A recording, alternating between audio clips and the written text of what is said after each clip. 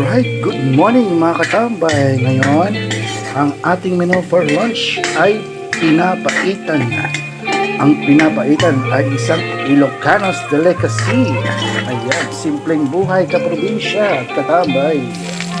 Ayan, lagay natin sibuyas. So, nagisa ko na po yung bawang at luya, yung sibuyas. Ayan. Ang sarap para pag-ibig lang ng minamahal nyo. So nahiwa-hiwa na po natin, hindi po kasali ang carrots. Ayun, sa ibang putahe po yan na tinitikman ng iyong mister. Bisa lang. Siyempre hindi mawawala ang apdo at ang pinigang tae ng baka. Ayan, yan po ang pampasarap ng papaitan at saka ito sili. Ayan, okay lang na mapait-pait ang ulam, wag lang ang inyong pagmamahalan. At ayan nga, ay nilagay na natin ang laman ng baka kasama dyan ng tuwalya, puso at atay. Ayan, napakasarap-sarap nito. Ang gagawin natin style ay Pangasinan style. Meron to itong pang-asim na sampalok naman.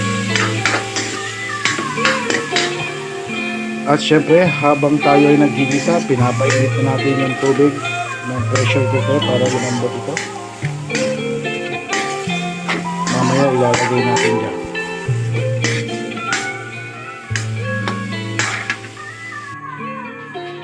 Ayan, ilagay na po natin sa kanyang pressure cooker para lumambot ang laman ng loob ng baka.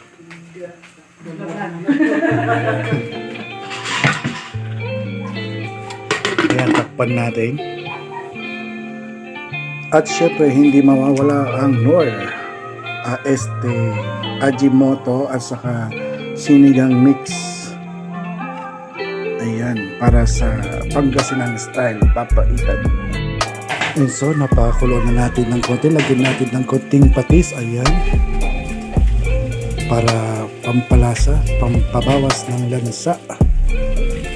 Ayan.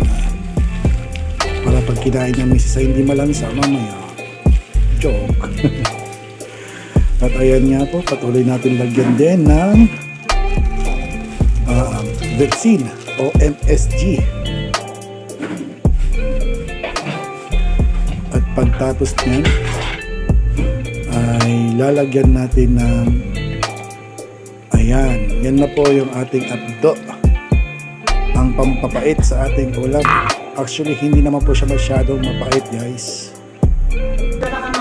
depende sa ilalagay ng kwento. Ilagay din natin yung pinigang tae o sabaw na sabaw ng pinigang tae ng baka. Pampasarap po yan. At lagyan natin ng asin, pampaalat. Saan ka nag-edit nung At syempre, lagyan din natin ng durog na paminta.